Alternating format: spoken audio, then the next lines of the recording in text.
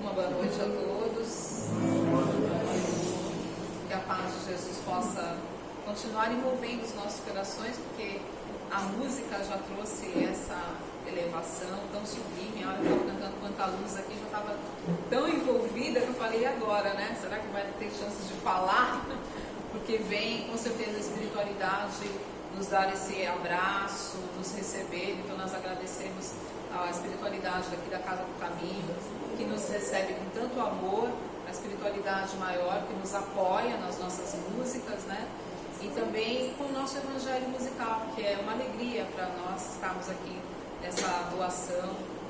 E para isso, claro que vamos fazer a nossa prece, falando já de antemão que vamos falar de oração. E a oração que nós vamos falar hoje é a oração de São Francisco. E no final, hoje eu não trouxe a letra porque eu acho que é desnecessário, todos conhecem. E hoje o coral de vozes aqui está muito harmonizado, né? A espiritualidade muito presente. E no final nós vamos entoar a música e nós gostaríamos que vocês nos apoiassem, nos ajudando. Mas antes disso, pedindo a Deus nosso Pai e a Jesus nosso irmão, as tuas bênçãos, a tua luz, Senhor Jesus, a tua misericórdia sobre cada um de nós, encarnados e desencarnados, que hoje vieram aprender juntos o Evangelho, aprender essa conexão que a prece nos dá, a prece que nos conduz, que nos eleva. E para isso vamos dizendo todos juntos: Pai nosso que estás nos céus, santificado seja o vosso nome. Venha a nós o vosso reino. Seja feita a vossa vontade, assim na terra como nos céus. O pão nosso de cada dia nos dai hoje. Perdoai as nossas ofensas, assim como nós perdoamos a quem nos tem ofendido. E não nos deixeis cair em tentações, mas livrai-nos de todos os males. Pois só teu é o reino, o poder e a glória, para todos sempre, que assim seja. Graças a Deus e graças a Jesus. Então a oração de São Francisco não preciso nem fazer a leitura, né? Porque a maioria deve conhecer. Ele vem com aquelas frases maravilhosas e, mediante essas frases, nós elaboramos o nosso texto para que possamos depois, ao final, entoar. Antes, alguns conhecimentos que fomos buscar. Francisco de Assis, na verdade, não era Francisco de Assis, né? É um codinome que ele colocou. Um apoiador, co-divulgador da doutrina espírita. Por quê? Porque através do seu exemplo de renúncia, ele vem trazer para a gente, através não só das palavras, mas sim da ação, da abnegação, da sua causa em prol dos animais, né, no trabalho de voluntariado, onde ele abriu mão de todo o luxo, porque ele veio de família muito abastada, a família muito rica, e vivia uma vida de muito luxo, de abundância, inclusive horizontes de vida desregrada. Porém, após o chamado, né, do Mestre Jesus, ele iniciou o seu conhecimento através das orientações do apostolado que ele tem. Nós praticamente até hoje vamos estudar a oração e vamos ter essa perspicácia de quanto essa oração nos traz ao coração.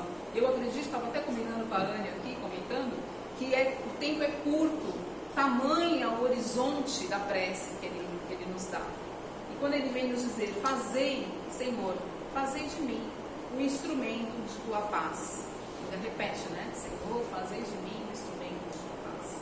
Convida-nos justamente à prestação de serviço. A prestação do serviço com Jesus. Trabalhar no serviço da humildade, levando, sim, a paz ao nosso semelhante. Porque nós estamos aqui neste mundo, vivenciando tantas dificuldades, então que as minhas ações não sejam ações baseadas na guerra, na maledicência, na desconfiança, porque por vezes nós entramos numa sintonia e somos não somente a guerra na vida dos outros no sentido da arma, da dificuldade, mas a guerra levando os dissabores, levando através da nossa língua coisas que são inadequadas. Então, quando nós não temos nada a dizer, façamos o nosso silêncio, façamos a nossa oração, para sermos instrumentos dessa paz que nós tanto queremos. Comumente nós perguntamos às pessoas: o que vocês querem da vida? Eu quero paz. Se você quer paz, seja você então o primeiro instrumento da paz. Começa de dentro para fora. Na segunda fala, tão menos importante, tão mais importante, aliás, onde houver ódio, que eu levo o amor. Nós sabemos que através da lei do amor que Jesus nos ensina, nós aprendemos por diversas e repetimos inúmeras vezes dentro da casa espírita, o princípio da lei do Cristo é se basear no propósito, na condição do amor. Amor, a essência que nós estamos aí há 2000 anos buscando, mas ainda não aprendemos. E primeiro mandamento da lei: amar a Deus sobre todas as coisas e ao próximo como a ti mesmo. E o Evangelho ainda instrui: espíritas, amai-vos. Então, onde houver ódio, que eu leve o amor. Por vezes, nós ainda cultivamos, não aprendemos ainda. Estamos todos aprendendo, não vamos nos sentir culpados. Mas às vezes nós cultivamos pequenas rusgas, pequenos desafetos, e dentro da casa espírita é justamente o nosso treino. O nosso treino, porque ninguém aqui está ao acaso, ninguém aqui é perfeito. Mas não vamos deixar que essas rusgas, essas mazelas, maltratem o nosso coração nesse sentimento que não cabe mais a nós, já que estamos dentro de uma casa espírita. Onde houver ódio, que eu leve o amor. É o que diz a segunda frase da oração de São Francisco. Na terceira, onde há ofensa, que eu leve o perdão. Ora, é uma, já puxando o gancho para outra, né? Onde há ofensa, que eu levo o perdão. Como Jesus ensinou a Pedro: perdoai não somente 7 vezes, mas 70 vezes 7. E nós geralmente pensamos em fazer a conta matemática, e dar um número, né? A professora de matemática aqui é bem melhor que eu para falar a respeito disso. Mas, na verdade, 70 vezes 7 a cada erro. E como é desafiante a gente perdoar um erro. Quem dirá perdoar 70 vezes 7 aquele que é a pedra no nosso sapato, aquele que está no nosso caminho, aquele que nos testa a nossa paciência. Então, voltemos ao que Jesus ensinou a Pedro. Cabe a nós nos libertarmos a partir do momento que estamos inseridos dentro da codificação. E o perdão liberta. O perdão liberta. Onde há discórdia, que eu leve a união.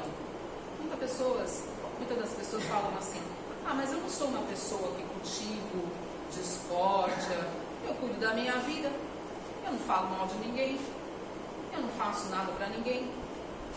E o Evangelho, assim como o Livro dos Espíritos, nos ensina: o fato de você não fazer mal não quer dizer que você está fazendo bem. Então, o nosso convite é que nunca o que você faz seja o suficiente. Nós estamos aqui nessa encarnação com esse propósito de nos unir. Olha aqui, a casa espírita lotada. Depois desse momento de pandemia, nós estamos participando muito de outras casas, de outras atividades, e vemos a necessidade das pessoas nos olhos, a necessidade dessa união. Então não vamos ser nós os semeadores da discórdia. Eu vou na casa espírita, eu não vou com a cara de fulana, não vou com a cara de Beltrana, eu não vou porque me magoei, me melindrei. O seu propósito é estar junto à união com Cristo, com o Evangelho de Jesus. E olha aqui a fala: onde há discórdia, que eu leve a união. É muito importante isso para nós, que ainda caímos tanto na tentação. Caímos porque nós somos muito falhos.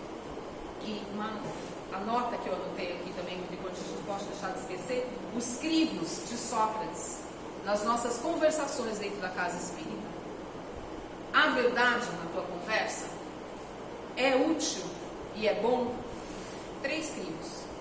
É verdade, é útil e é bom. Se não for isso, vamos eliminar as nossas conversações. Depois ele vem: onde houver dúvida, que eu leve a fé. Precisa falar, né?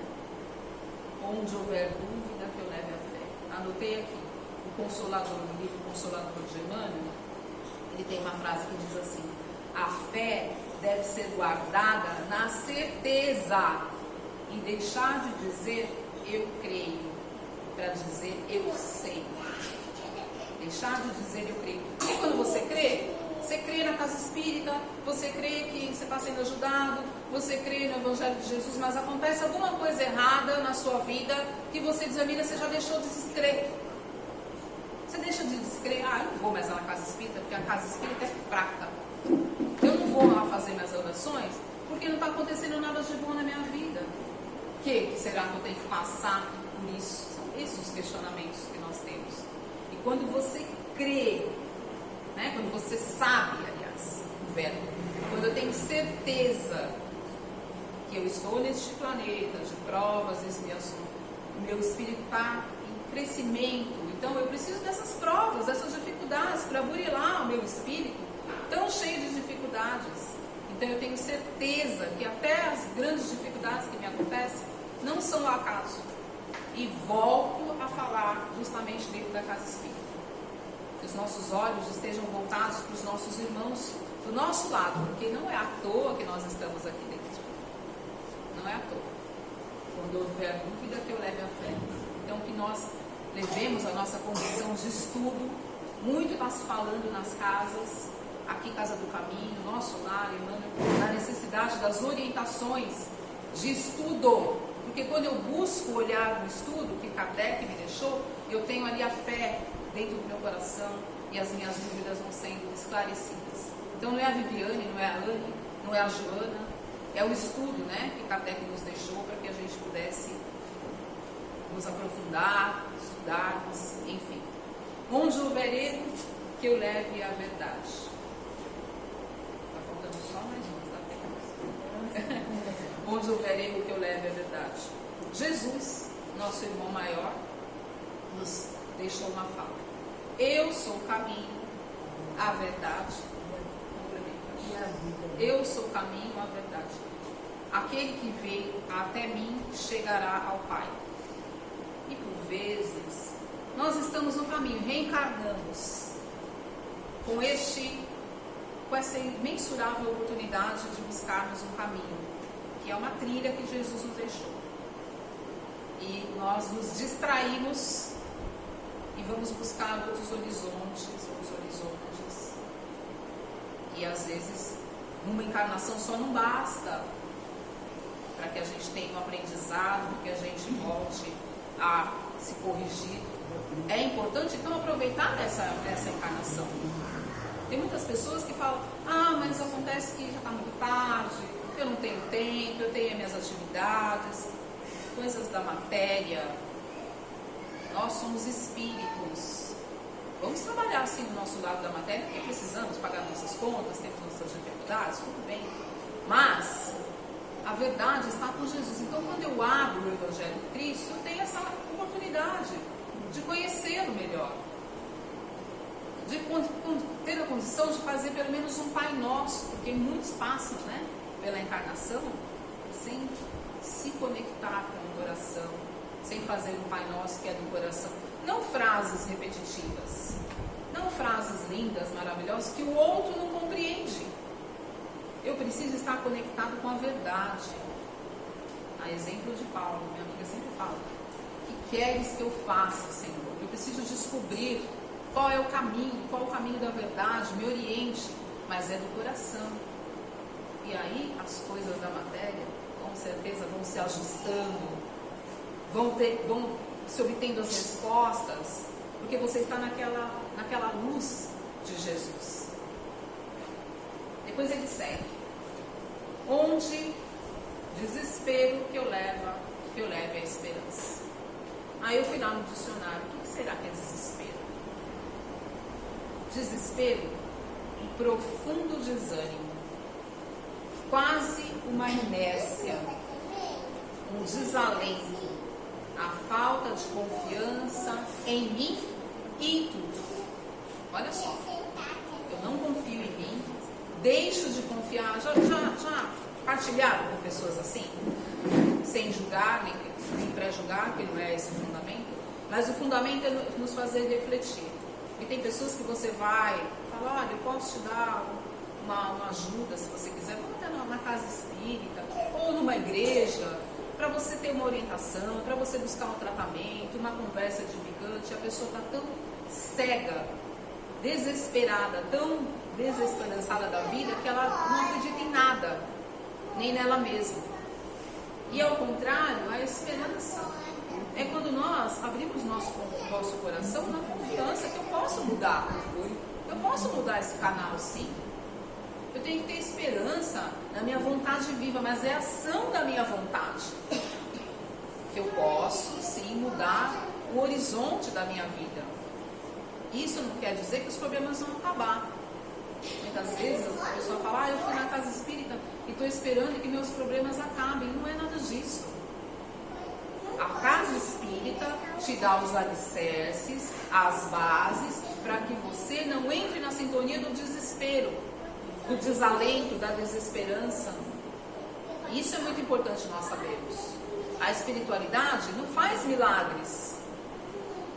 Não adianta nós entregarmos os nossos problemas, quando chegar ali na porta, saímos, pegar o nosso carro ou o nosso meio de transporte e não mudarmos nada aqui, continuar remoendo, desesperados, né? Sem sintonia com a oração, enfim. Onde há tristeza, que eu leve a alegria. E depois, por fim, vou passar para a Anne. Onde há tristeza, que eu leve a alegria. Gente, não tem como nós levarmos o Evangelho de Jesus, sermos cristãos, sermos fraternos uns com os outros, sermos amigos, se nós não tivermos alegria no nosso coração. O Evangelho de Jesus tem que ser uma coisa alegre, tem que ser uma festa. Por isso que nós gostamos tanto de fazer o Evangelho musical, porque nós trabalhamos durante a semana as nossas vozes, a nossa música, tentando levar alegria. Não precisa ser uma coisa cabisbaixa, triste, pesada, não. É estimulando a alegria, porque com certeza nós somos passageiras aqui, mas com certeza vão ser lembrados os momentos que nós cantamos juntos, as músicas hoje em dia ao Google, né, ao YouTube, que fica tudo gravado, quantas coisas boas que estão ali gravadas nos canais, onde nós podemos ver, rever e nos alegrar. Então, o espírita ele deve ser feliz, o cristão deve ser feliz e levar a alegria onde ele estiver. A palavra de amor, de consolo, e aonde vem chegar nessa parte final. Onde há trevas, que eu leve a luz. Porque todo aquele que ama ao invés de odiar, perdoa ao invés de ofender, que ao invés de semear a discórdia, aquele que busca a luz da verdade, aquele que traz a esperança, ele vai acender a luz para apagar de verdade as trevas da sua vida. Acho que essa parte é a minha parte, passo para ele. A segunda parte da música. E a Viviane falou muito bem que quando nós pegamos essa música, nós não imaginávamos que ela era tão rica que em meia hora não daria para falarmos. Então nós estamos só dando pinceladas, né? O tema dela daria para fazer uma palestra inteira e um pequeno trecho que eu vou fazer também. Porque só que o que eu achei de riqueza, me senti pobre do que eu vou trazer, né? Nós sentimos, né? Nós comentamos hoje. Mas puxando esse gancho que ela falou da música, nós vamos falar aqui, dando continuidade, que ó mestre, fazer que eu procure mais, consolar que ser consolado. E ela já falou bastante aqui a importância do conhecimento, né? Principalmente nós aqui na doutrina espírita. Então, nós temos o quê? Qual é? Dr. Bezerra de Menezes dizia que o evangelho é só nas almas, né? Todo mundo aqui faz o evangelho no lar, certo? Então, tenha o evangelho do seu lado e busque no evangelho a sua luz, busque a cura no seu evangelho. Então, no capítulo 6, no item 1, logo no começo, ele já fala um pouco sobre essa questão do Consolador prometido. Por que é importante falar do Consolador prometido? Porque Jesus prometeu, ele nunca nos abandonou, mas ele prometeu que enviaria uma gleba de espíritos, e um deles é Francisco de Assis, né, que trouxe essa música maravilhosa, que nos traz uma mensagem. A mensagem que ele traz nessa música é a base de tudo que Jesus veio nos ensinar. Pelo menos foram as conclusões que nós chegamos, né? Então aqui ele traz assim, nesse trecho, Mateus traz um pouquinho, falando que se nós vivemos de uma forma mais leve, né, o meu jugo é suave e o meu fardo fica mais leve. Mas se nós tivermos a base, nós tivermos esse evangelho que são os ensinamentos de Jesus, né?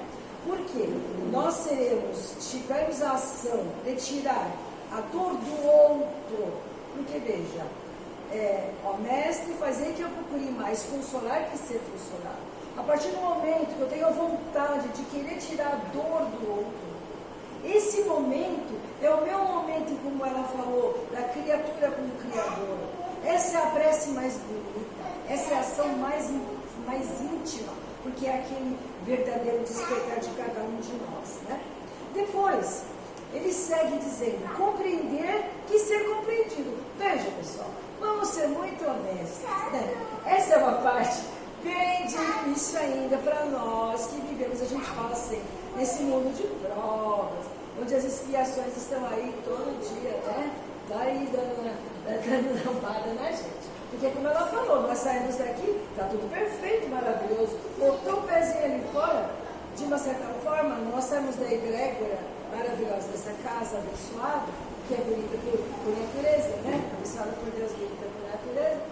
Aí nós vamos lembrando das nossas coisas, né? E aí realmente nos deparamos com a nossa vida, que está certo, que nós estamos aqui para realmente vivenciar elas, né? Mas, porém, se nós conseguirmos nos esforçar e não julgar, porque isso é a primeira coisa que eu faço é julgar. Ah, hoje o Marcelo está assim, ah não, hoje ele está estranho.